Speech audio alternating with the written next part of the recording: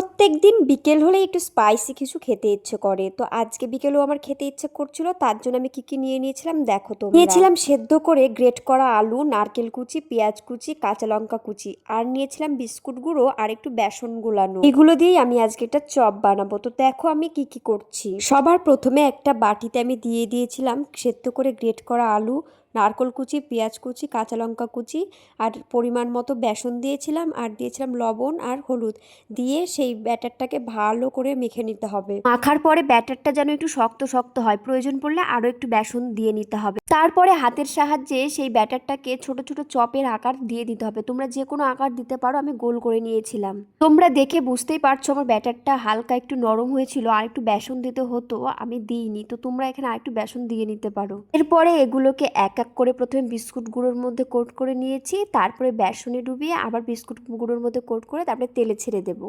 এই বিস্কুট গুঁড়ো দিয়ে চপ করলে সেই চপটা যে এতই টেস্টি হয়, আমি একবার খেয়ে আমার মুখে স্বাদ লেগে গেছে। এরপরে যে কোনো চপই আমি এইভাবেই তৈরি করি। তোমরা একবার এইভাবে বাড়িতে ট্রাই করবে, দেখবে একবার যদি এরকম চপ খেয়ে নাও তাহলে আর অন্যরকম চপ তোমাদের খেতে ইচ্ছেই করবে না। তারপরে সব চপগুলোকে এক এক করে ভেজে নিয়েছিলাম, আর ভাজার সময় একটুখানি দেখতে কালো মনে হলেও এগুলো যখন ভাজা কমপ্লিট হয়ে যায়, যখন একটু ঠান্ডা হয়ে যায়, তখন এর কালারটা ছাড়ে। কিন্তু এগুলোকে ভাজতে হবে হালকা আছে, বেশি আঁচ দিলে আবার ভেতরেরটা সেদ্ধই হবে না। এরপরে দেখো আমার হয়ে গেছে চপগুলো এক এক করে। দেখো কতটা সুন্দর হয়েছে দেখতে, আর এটা দেখতে যেমন সুন্দর হয়েছিল খেতেও তেমনই সুন্দর হয়েছিল।